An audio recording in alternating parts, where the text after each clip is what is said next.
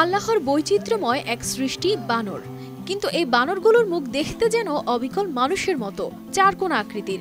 আর এমন বৈশিষ্ট্যের কারণে ইন্টারনেট জুড়ে ব্যাপক আলোচনায় রয়েছে চীনের হাংঝাও চিড়িয়াখানার এই বানরগুলো। দর্শনার্থীর ফোনের ক্যামেরায় ধরা পড়ে এক বানরের ছবি।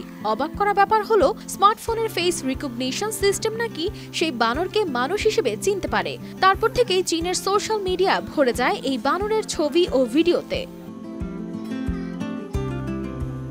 দক্ষিণ আমেরিকার এই ব্ল্যাক ক্যাপড ক্যাপুচিন প্রজাতির চিড়িয়াখানার পরিবেশে বেশ ফুরফুরে মেজাজে আছে।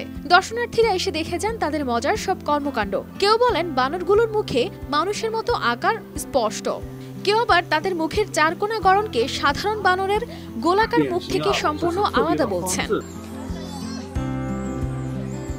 হাংঝাও চিড়িয়াখানায় এক দর্শনার্থী বলেন, তিনি সামাজিক যোগাযোগ মাধ্যম থেকে এদের সম্পর্কে জানতে পেরেছেন।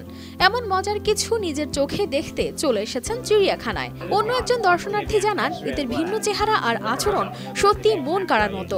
চিড়িয়াখানার পরিবেশ নিয়েও দর্শকদের বেশ ইতিবাচক মনোভাব। কেউ এসেছে সমুদ্রের কুকুর শো দেখতে, আবার কেউ বানরগুলোর ভিন্নধর্মী মুখ আর চালচলন উপভোগ করছেন। এই অনন্য প্রাণীগুলো শুধু চিড়িয়াখানার আকর্ষণ বাড়িয়েছে তাই নয়, পুরো সোশ্যাল মিডিয়ায় তাদের জনপ্রিয়তার ঢেউ তুলেছে।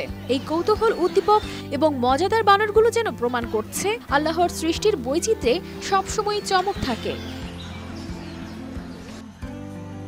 কানিস ফাতেমা শিমু, RTV।